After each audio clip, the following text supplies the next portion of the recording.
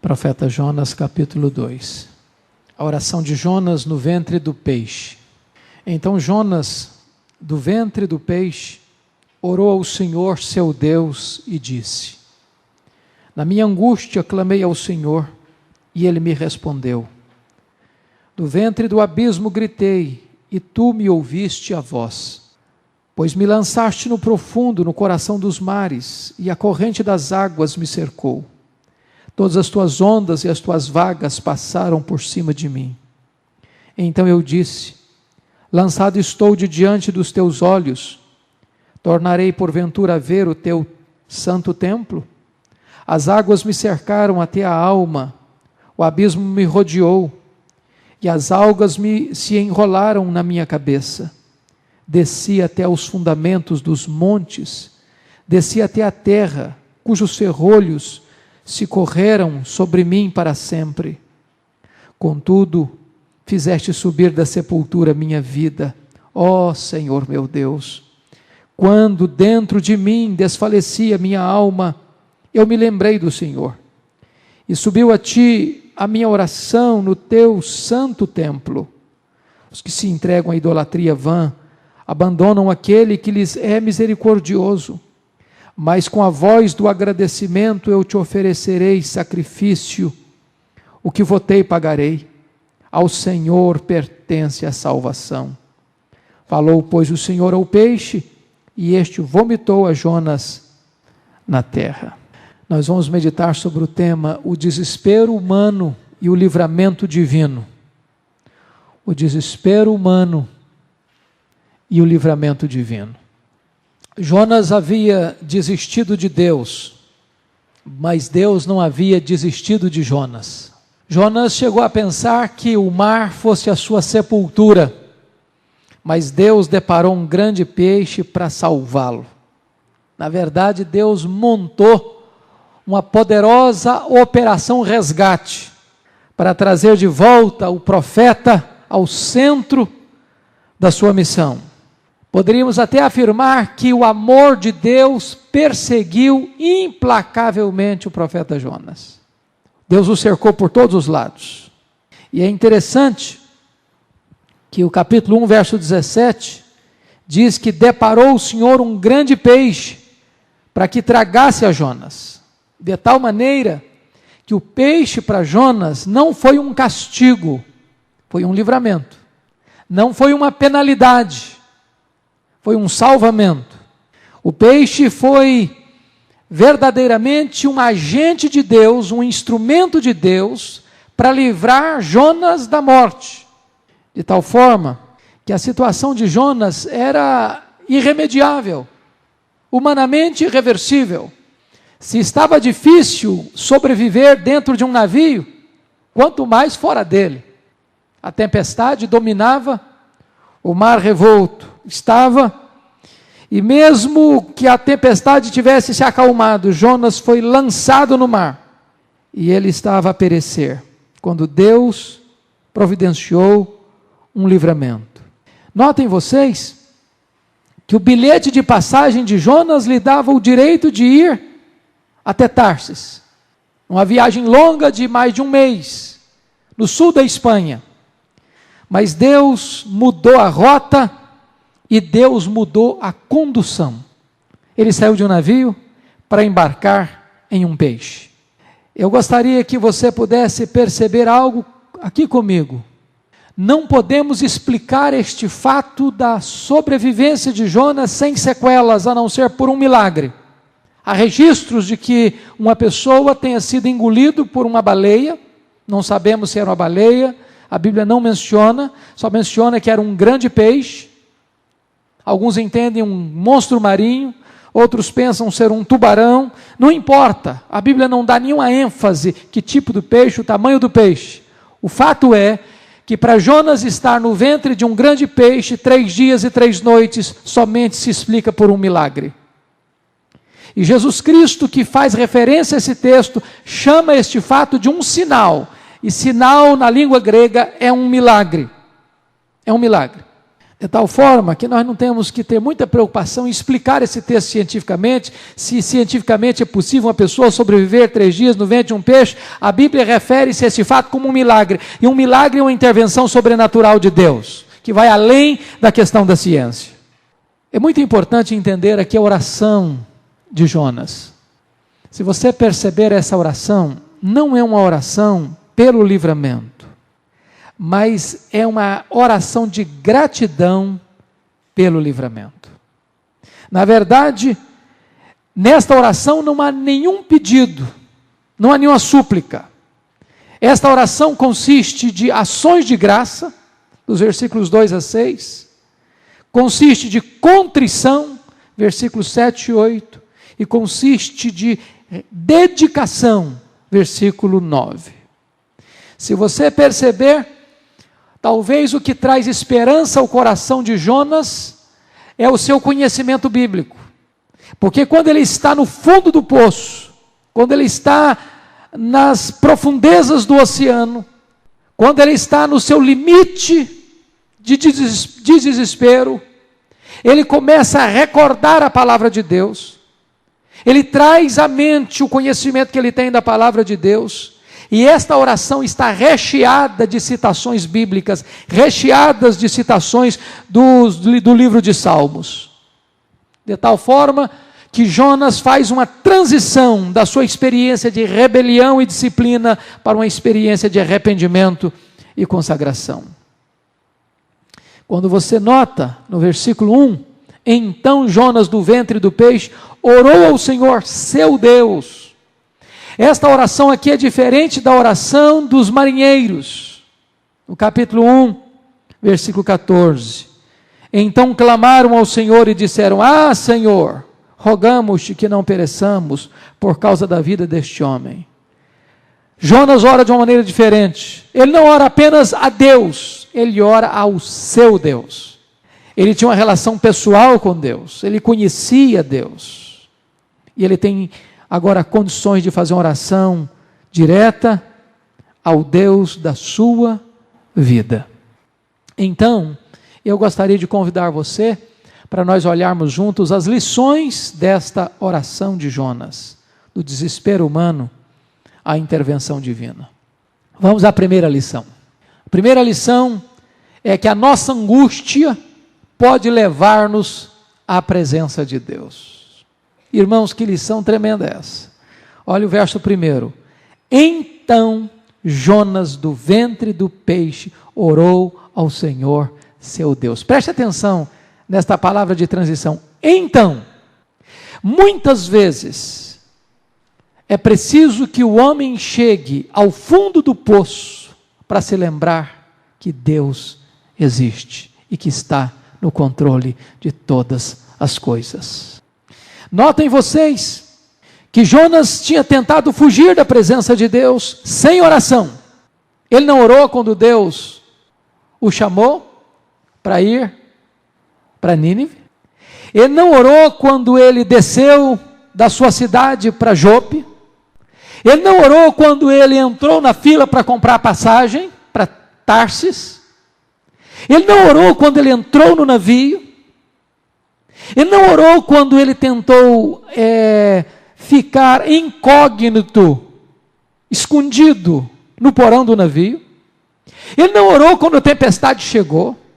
Nem mesmo ele orou quando os marinheiros desesperados começaram a invocar os seus deuses e até falaram para ele: invoca o teu Deus, quem sabe este Deus possa nos livrar dessa tempestade. Ele não orou quando ele foi identificado como culpado da tempestade. Nem mesmo ele orou antes de ser lançado ao mar. Mas quando ele estava no último limite da vida, então ele orou. Queridos, aqui está a diferença entre um filho de Deus e um réprobo. Um filho de Deus, um filho da promessa, mesmo quando está no caminho da desobediência, na contramão da vontade de Deus, quando ele está no seu momento de maior desespero, ele se lembra de Deus e invoca o nome do Senhor. O sofrimento o amolece como o sol que derrete a cera, Mas ao réprobo, quando ele está no seu sofrimento, em vez de ele se voltar para Deus, se lembrar de Deus, ele se rebela ainda mais. Ele endurece-se ainda mais como o barro diante do sol. É glorioso saber isso, que na nossa angústia, ou a nossa angústia pode nos levar à presença de Deus. Muitas vezes Deus permite que um filho seu sofra, se esse filho está na rota da desobediência, para que ele retorne novamente para Deus e para que ele clame novamente em oração. O que é maravilhoso é que as circunstâncias muitas vezes se tornam inimigas de um filho de Deus em fuga.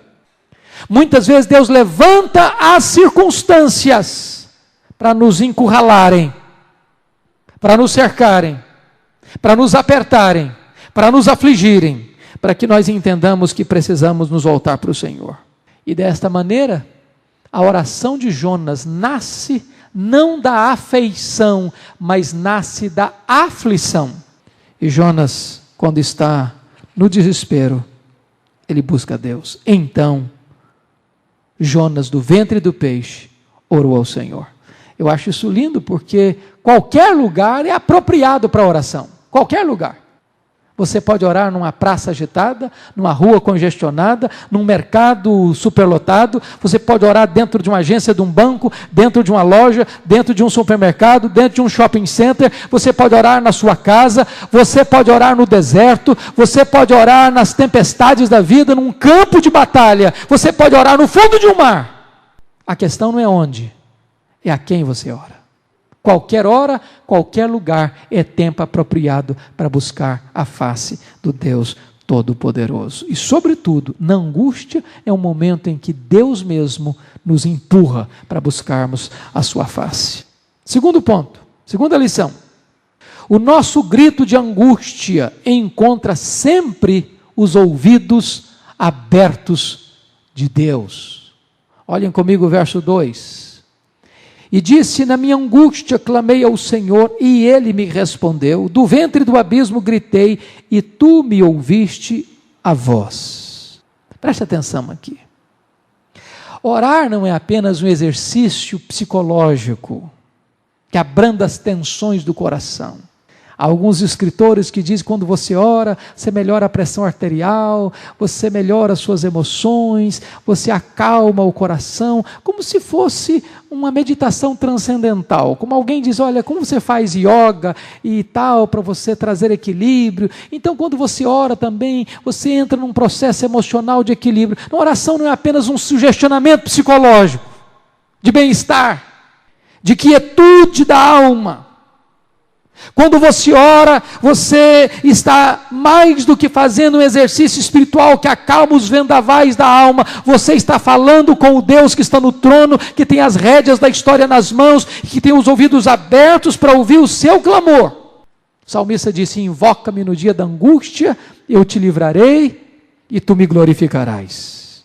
É interessante, queridos irmãos, que os marinheiros pagãos invocaram os seus deuses. E o que aconteceu? Nenhuma resposta. Os deuses deles não puderam acalmar o mar. Hoje, tantas pessoas invocam os santos no panteão dos santos canonizados por um decreto papal e não podem ter a resposta. É bem verdade que lá em Oséias somos informados de que Deus pode entregar o homem ao espírito da idolatria, e uma pessoa invocar o seu pedaço de pau, e a sua vara lhe dar resposta, por causa do espírito de prostituição e de engano. Você vê relatos todo dia, toda hora, de pessoas que fizeram promessas, que fizeram votos ao santo tal, e dizem e testemunham: eu recebi a resposta, minha súplica foi atendida, eu fiz um pedido por esta causa, por aquela outra causa, e aquilo que eu pedi aconteceu, ao santo tal, ao ídolo tal. Deus pode até permitir isso, para entregar as pessoas ao seu próprio destino de ignorância, e a Bíblia diz que há um espírito de prostituição e de engano que leva as pessoas a essa condição. Mas, na verdade, é importante entender que a oração não é dirigida a um ídolo, a um Deus pagão, é dirigida ao Deus do céu. Na minha angústia, clamei ao Senhor e Ele me respondeu, do ventre do abismo gritei, e Tu me ouviste a voz. Quantas vezes o povo de Deus tem orado nas horas de angústia? Pela oração o povo de Deus triunfa nas batalhas. Pela oração o povo de Deus fechou a boca dos leões. Pela oração o povo de Deus triunfou sobre as fornalhas. Ou pela oração o povo de Deus enfrentou a morte e o martírio. Mas o povo de Deus sempre encontra acesso ao trono e os ouvidos de Deus abertos para a sua súplica, para o seu clamor, para as suas necessidades. É isso que esse texto está nos dizendo. Terceira lição, olha comigo. A disciplina de Deus é uma prova do seu amor por nós. Veja você o verso 3. Pois me lançaste no profundo, no coração dos mares, e a corrente das águas me cercou. Todas as tuas ondas e as tuas vagas passaram por cima de mim. Note você que Jonas tem uma mente lúcida. Ele sabia que a tempestade não era um fenômeno natural. Logo que os marinheiros o acordaram no porão do navio, ele já percebera que Deus tinha mandado aquela tempestade atrás dele e que ele era o responsável por causa daquela tempestade. Portanto, ele entende que não foram os marinheiros que o jogaram no mar, mas foi o próprio Deus. É isso que ele diz, pois me lançaste no profundo, no coração dos mares. Ele não diz, os marinheiros me jogaram. Ele diz, o Senhor me jogou. Em outras palavras, irmãos, Jonas não vê essa experiência como um fato casual, ele vê essa experiência como um fato providencial. Ele não vê essa experiência como um castigo de Deus para o destruir, ele vê essa experiência como disciplina divina para o restaurar. Ele não culpa os marinheiros. Ele não diz que apenas é um fenômeno natural da fúria do mar, ou de uma tempestade borrascosa no mar Mediterrâneo, nem ele diz que foi Satanás quem provocou aquela tempestade. Ele diz que a tempestade foi provocada por Deus, ele diz que a tempestade foi provocada por causa dele, e ele diz que foi Deus quem o jogou dentro do mar. O que é importante ressaltar é que Jonas está entendendo com isso que ele está debaixo da disciplina de Deus. E ele vê a disciplina de Deus como um gesto de amor de Deus por ele, para trazê-lo de volta para o caminho seguro da obediência. Isso é tão maravilhoso, queridos. Notem isso. Imagine você se um filho de Deus tomasse o caminho da desobediência, da contramão, da fuga, e nada lhe acontecesse. Se nada lhe acontecesse, ele se distanciaria cada vez mais, cada vez mais, cada vez mais. E o caminho da desobediência, ou do afastamento de Deus, ou da fuga de Deus, é um caminho sinuoso, escorregadio e mortal. Então Deus coloca entraves nesse caminho, Deus manda a tempestade atrás desse trânsfuga, Deus manda o vento, Deus manda a tempestade, Deus encapela o mar, Deus move o céu e a terra atrás desse que está fugindo, porque este é um ato de disciplina, e disciplina é um ato responsável de amor. Quando um filho de Deus sofre, não é porque Deus quer destruí-lo, é porque Deus quer restaurá-lo. Não é porque Deus quer matá-lo, é porque Deus quer lhe dar vida. A disciplina é um ato de amor. Agora, é possível lutar contra essa disciplina? É possível desmaiar diante dessa disciplina? Ou é possível acolhê-la com a humildade para que os efeitos dessa disciplina possam ser aplicadas na vida? Jonas entende isso, que Deus o está disciplinando, que Deus o jogou no mar, e por isso ele está atribuindo a Deus esse fato, pedindo então a Deus a sua restauração. Quarta lição. Vamos ver a quarta lição. A maior tragédia do nosso pecado é nos afastar da presença de Deus. Olha o verso 4 comigo. Então eu disse, lançado estou de diante dos teus olhos, tornarei porventura a ver o teu santo templo. Preste atenção no que está acontecendo. Jonas tentou fugir da presença de Deus, e agora lamenta por ter sido lançado da presença de Deus. O que está acontecendo? Jonas experimenta um pouquinho daquilo que ele antes queria: fugir da presença de Deus, afastar-se da presença de Deus. O que está acontecendo com Jonas? Ele está recebendo exatamente aquilo que ele queria: ficar longe da presença de Deus. Note você que não tem nada mais perigoso do que você receber aquilo que você deseja, de que Deus entregar você aos seus próprios anseios. O que está acontecendo aqui? Jonas queria fugir da presença de Deus, e agora ele está se sentindo longe de Deus. E para onde ele está indo? Ele está indo, olha comigo o verso de número 4. Então eu disse: lançado estou diante dos teus olhos. Ele está indo para distante dos olhos de Deus, e se você perceber na sequência, ele está indo para o abismo, ele está indo para o Sheol, ele está indo para o mundo dos mortos, ele está indo para um lugar onde ele não pode estar contemplando a face de Deus. Aqui está o ponto mais sério desta questão. O que é o pecado? Vamos pensar no pecado agora com um P maiúsculo. Não estou pensando em pecado, esse ou aquele pecado específico, não. Estou pensando no pecado com P maiúsculo. Qual é a penalidade do pecado? A morte. E o que é a morte? Separação de Deus. Quando Adão caiu no Éden, qual foi a consequência imediata que ele sofreu? Foi expulso do jardim. Perdeu a comunhão com Deus.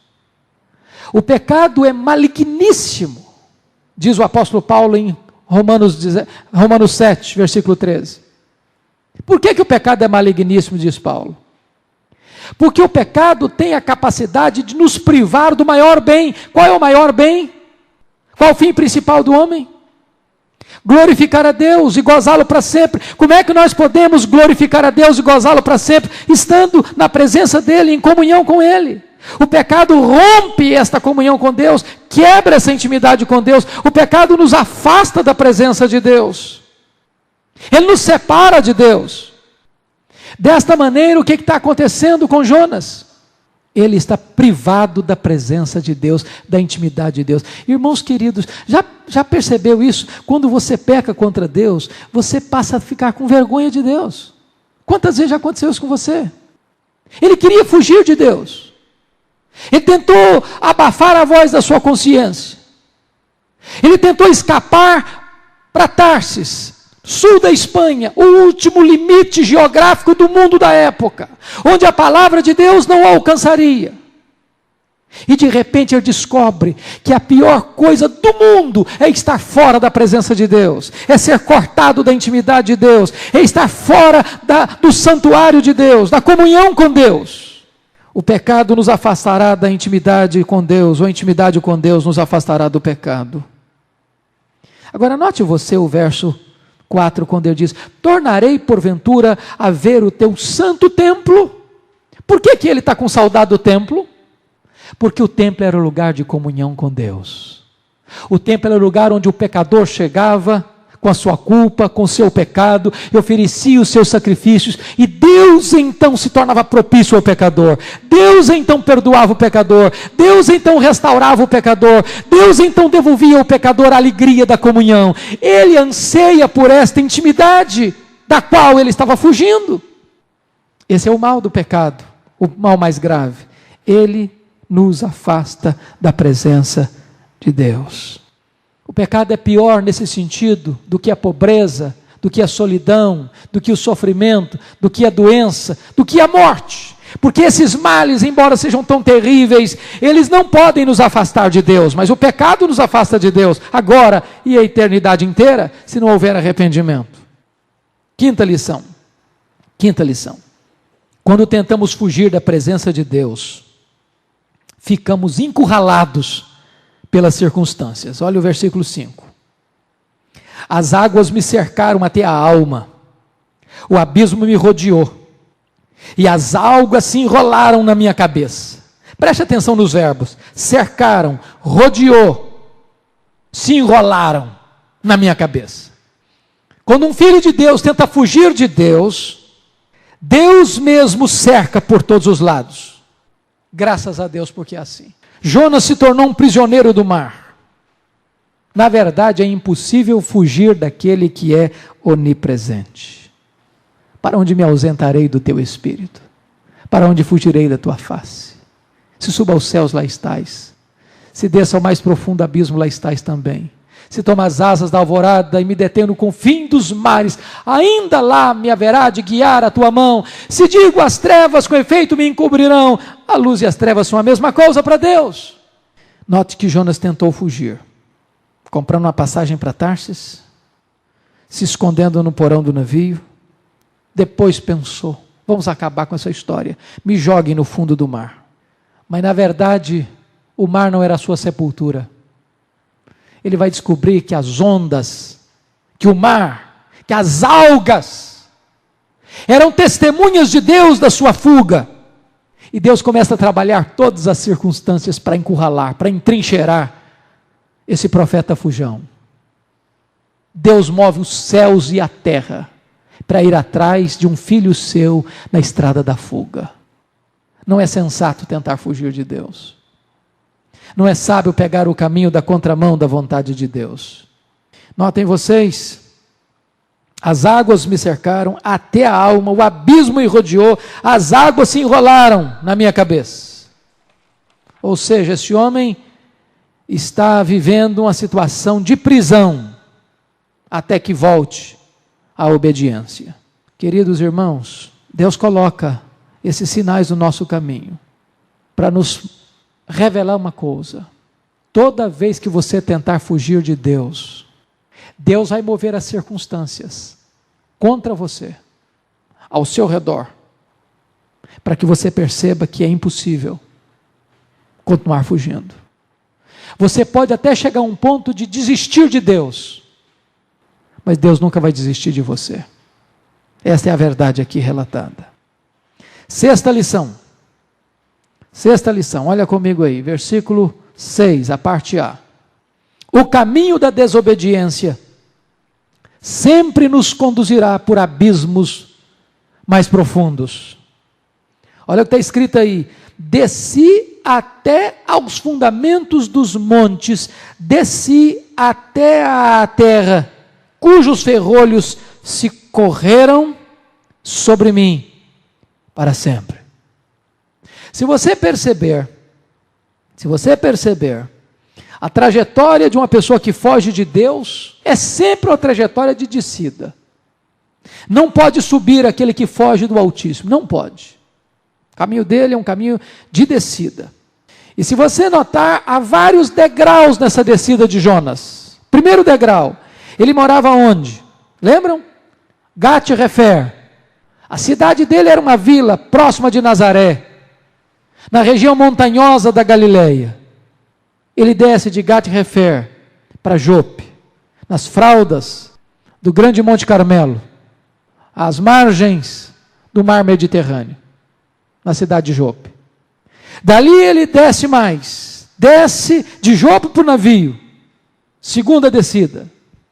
Terceira descida, ele desce do navio ao porão.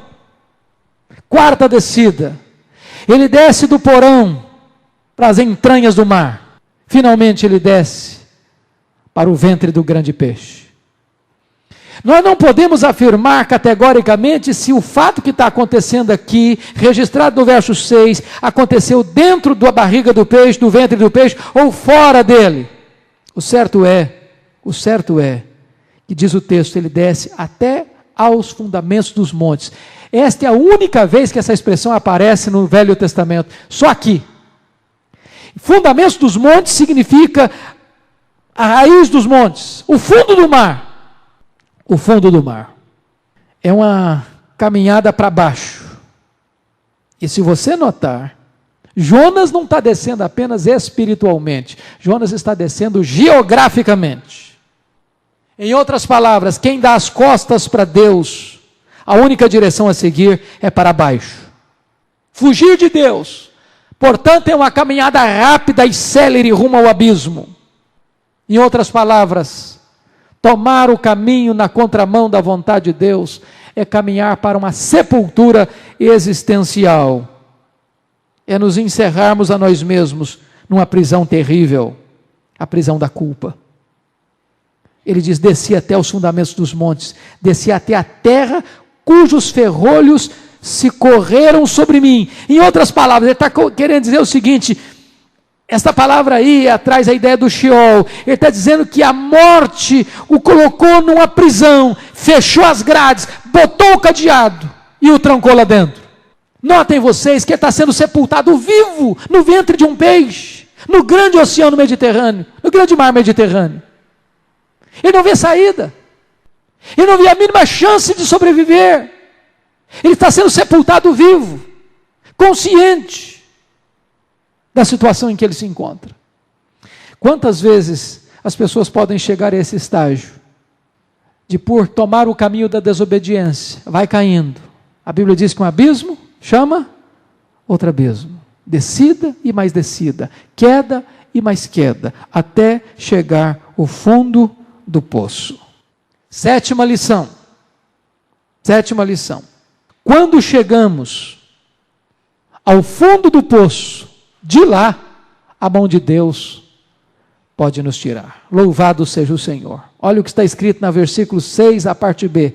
Contudo, fizeste subir. Preste atenção na palavra que ele usa, da sepultura. A minha vida, ó Senhor meu Deus. Irmãos, que coisa maravilhosa. Eu acho que quem entendeu bem isso aqui foi Corrie ten Boom, aquela judia que morava na Holanda, na Segunda Guerra Mundial, que teve toda a sua família devastada, que foi presa com a sua irmã Betsy, que viu a sua irmã sossobrar diante dos maltratos do campo de concentração nazista, que por um milagre de Deus sobreviveu aos maus tratos e à escassez de pão na prisão, e que pôde entender esta verdade dizendo o seguinte: não há poço tão profundo que a misericórdia de Deus não seja mais profunda. Em outras palavras, não há situação tão desesperadora em que o pecador possa se encontrar, que a graça de Deus não possa ir lá e restaurá-lo do abismo. Ou seja, não há casos irrecuperáveis para Deus. Jonas se sentia um morto-vivo. Jonas estava numa sepultura existencial. E ele diz: contudo fizeste subir da sepultura a minha vida, ó Senhor meu Deus. Quando o homem chega no fim da linha, no fundo do poço, ainda Deus o pode salvar. Foi assim com Manassés, foi assim com Nabucodonosor, é assim com tantas pessoas ainda hoje. Queridos irmãos, o que eu acho maravilhoso nesse texto é o contraste extremamente importante. Note você que o verso 6 inicia falando da descida vertiginosa até os fundamentos da terra. Até aqui Jonas está descendo. Enquanto Jonas está no controle da situação, dentro do entendimento dele, enquanto ele está com as rédeas da sua vida na sua mão, ele está descendo, ele está fugindo e descendo, até que Deus intervém. E quando Deus intervém, há um contraste extremamente importante. Contudo, fizeste subir da sepultura a minha vida. Cessa a viagem descendente de Jonas. A sua descida sofre uma impressionante reviravolta. Quando Jonas já não pode ir mais para o fundo, o Senhor o intervém e o tira de lá. O Senhor o traz para cima. É assim na vida do homem ainda hoje. Graças a Deus porque é assim. Quantas pessoas você pensa, não tem mais jeito, acabou, não tem mais esperança, chegou o fim da linha, chegou o fim do poço, chegou ao fundo do poço, jogou a toalha, desistiu, não tem mais jeito, não tem mais saída, não tem mais solução. Então Deus intervém, então Deus age, então Deus faz um milagre, então Deus o levanta da sepultura existencial. Oitava lição, vamos olhar, versículo 7, oitava lição.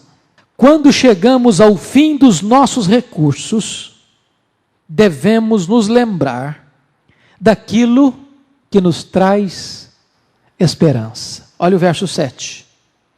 Quando dentro de mim desfalecia a minha alma, eu me lembrei do Senhor. E subiu a ti a minha oração no teu santo templo. Amados irmãos, que coisa linda. Esse homem estava desfalecido, sua alma desmaiada, suas forças acabadas, sepultado vivo, trancado nas grades do Sheol, longe da presença de Deus. E diz: acabou, não tem mais esperança, não tem mais saída. E quando todas as circunstâncias conspiravam contra ele, diz o texto, que ele se lembrou de Deus, ele se lembrou do templo, e ele se lembrou das promessas. Que coisa sublime. Nós, diz a Bíblia, precisamos trazer à nossa memória o que nos pode dar esperança. Lembram lá de Jeremias, no livro de Lamentações, capítulo 3, versículo 21, quando o profeta está olhando o cerco de Jerusalém, os exércitos caldeus acampados ao redor da cidade santa, a mínima resistência existia capaz de cercar a invasão babilônica. Nabucodonosor quebraria as muralhas, incendiaria o templo, passaria o fio da espada aos jovens, pisaria como lama nas ruas os velhos, levando o povo para o cativeiro. Um massacre, um holocausto, uma barbárie. Nesse momento de desespero, diz a Bíblia, que o profeta Jeremias começa a desenvolver na sua mente algo, e ele diz assim: eu quero trazer à memória o que me pode dar esperança. Na hora do aperto, na hora do cerco, na hora do entrincheiramento, é preciso que você se volte para Deus. É preciso que você alimente a sua mente, a sua memória com aquilo que vem do céu. E o que é importante entender, note aqui o verso 7. Quando dentro de mim desfalecia a minha alma, eu me lembrei do Senhor. E subiu a ti a minha oração, de onde? Subiu a ti a minha oração no teu santo templo. Por que ele está se referindo ao templo em oração? Porque ele conhecia a Bíblia. E porque ele conhecia a promessa de Deus, registrada lá em 1 Reis 8, 38 a 40, que diz assim: toda oração e súplica que qualquer homem, ou todo o povo de Israel fizer, conhecendo cada um a chaga do seu coração, e estendendo as mãos para o rumo desta casa, ouve tu nos céus, lugar da tua habitação, perdoa, age e dá a cada um segundo todos os seus caminhos. Já que lhes conheces o coração, porque tu, só tu, és conhecedor do coração de todos os filhos dos homens, para que te temam todos os dias que viverem na terra que deste a nossos pais. Em outras palavras, a promessa era essa: qualquer um do povo de Deus, onde estivesse, na apertura que estivesse passando, se lembrasse de Deus, se lembrasse das promessas do templo, e estendesse as mãos para o santuário, com o coração quebrantado, e orasse a Deus, o Deus da aliança, o Deus de promessas, ouviria esta oração e restauraria esta pessoa. Jonas se lembra de Deus, no ventre de um peixe, ele faz do ventre do peixe o templo de Deus, e ele se volta para Deus, o Deus de promessas, e ora ao Senhor, e Deus restaura a sua vida. Nona lição: devemos saber que toda forma de idolatria é uma atitude tola e ingrata. Verso 8: os que se entregam à idolatria vã abandonam aquele que lhes é misericordioso. Por que Jonas faz isso? Por que ele fala de idolatria quando ele está fazendo uma oração tão íntima e tão particular, tão pessoal? É porque, na verdade, o próprio Jonas era um idólatra. E Jonas tinha pelo menos 2 ídolos na sua vida. O primeiro ídolo de Jonas era o seu patriotismo exacerbado. Por que ele tenta fugir de Deus? Ele tenta fugir de Deus porque algo ocupou o primeiro lugar no seu coração. o interesse de salvar politicamente Israel tornou-se maior do que o compromisso de obedecer à ordem de Deus de ir pregar em Nínive. Para que Israel sobrevivesse, ele estava pronto a desobedecer a Deus e colocar o seu nacionalismo ideológico acima da sua obediência a Deus. Portanto, o nacionalismo dele era um ídolo na sua vida, porque tinha assumido o lugar de Deus no seu coração. Mas ele tinha um segundo ídolo. Qual era o segundo ídolo de Jonas? A sua reputação. O que é que ele pregou em Nínive? Ele pregou juízo. Dentro de 40 dias, Nínive será subvertida. E de repente os ninivitas se arrependem. E em vez de juízo, vem misericórdia. De tal maneira que Jonas está mais preocupado com a sua reputação do que com a glória de Deus. Ele está mais preocupado com o seu nome do que com a salvação de mais de 120 mil pessoas.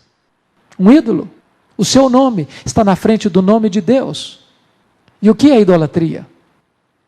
Idolatria é quando você põe a sua confiança em qualquer coisa ou em alguém que não o próprio Deus. E por que que idolatria é uma tolice?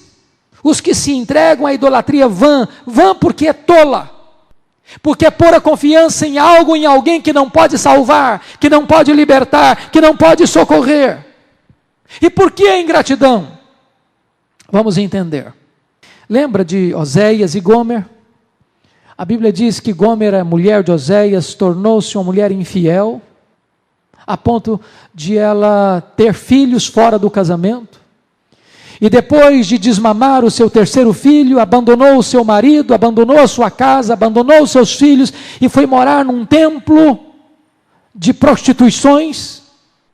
E a Bíblia fala que Oséias, amando assim, ainda assim esta mulher infiel, compra o que ela precisa, porque ela estava passando necessidades, e leva para ela, e ela agora, em vez de se voltar para o seu marido, ela atribui aos seus amantes aquilo que ela tinha recebido do seu marido.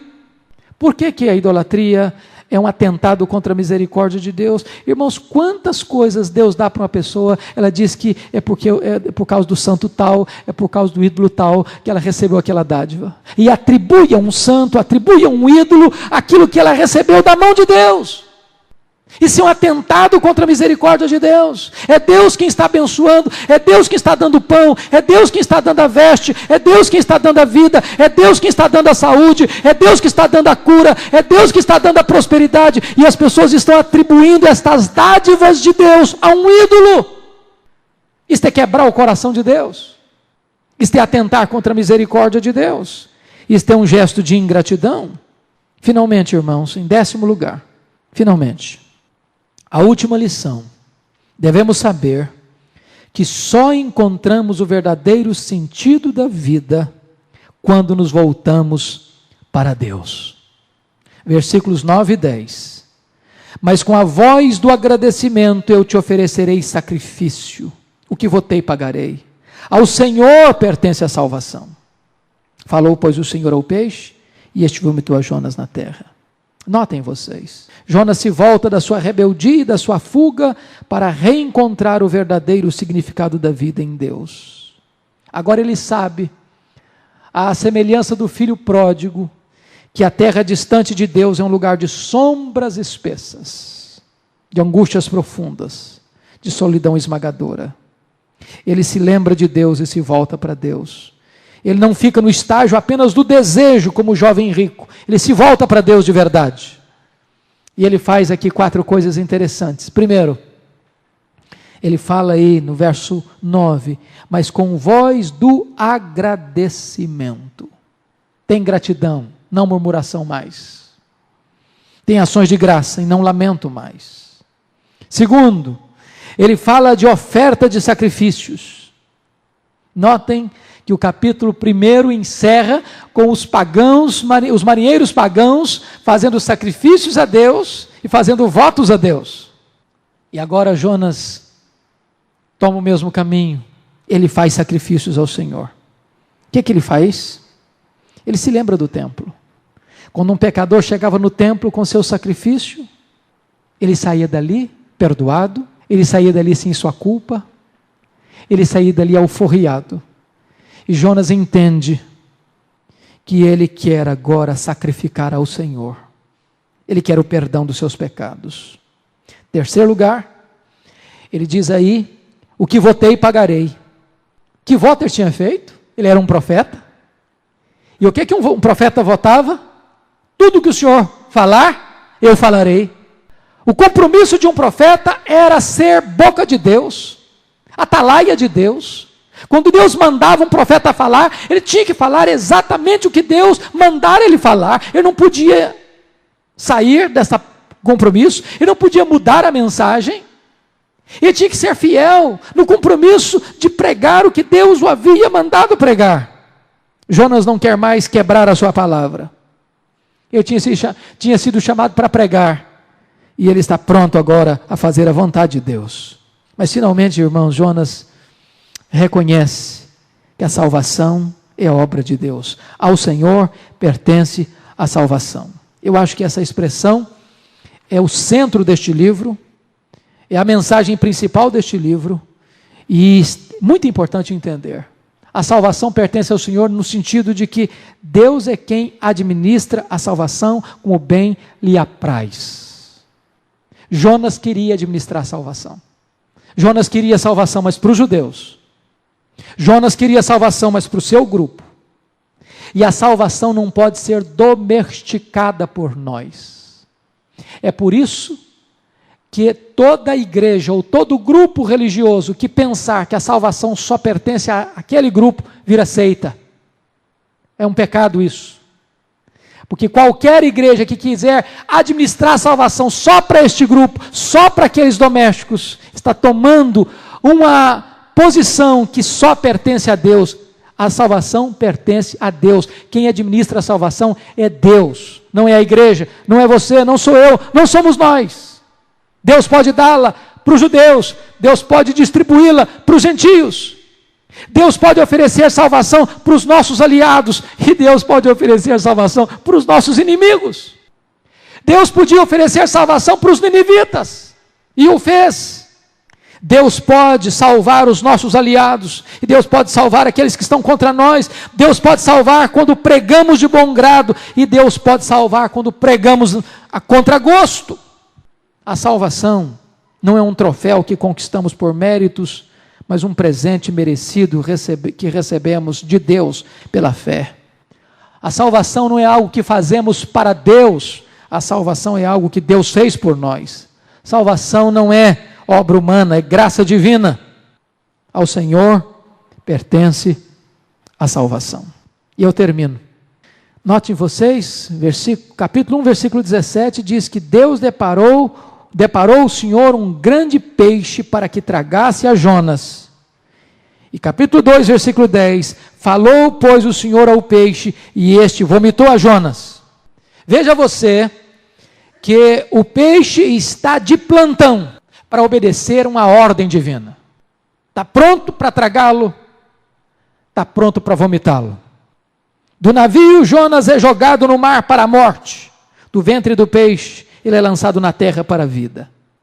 Os marinheiros trataram Jonas como se fosse uma carga perigosa que deveria ser jogado fora. E agora Jonas é tratado como uma substância estranha a ser expelido do ventre do peixe. A história termina e Jonas está de volta à terra, de volta à missão, para recomeçar a sua vida. Deus é o Deus do recomeço. Deus é o Deus da segunda oportunidade. Deus é o Deus da segunda chance. Deus é o Deus que nos dá oportunidade de recomeçar a nossa caminhada com Ele. Louvado seja o Senhor por isso. Curva sua fronte. Eu gostaria que você pensasse e meditasse um pouco sobre a história de Jonas. Será que você não tem também tomado o caminho da fuga? Será que você também não tem buscado alternativas para fugir do que Deus mandou você fazer? Você pode chegar a um ponto até mesmo de desistir de Deus, do projeto de Deus, como um dia Pedro fez. Mas Deus não desiste de você.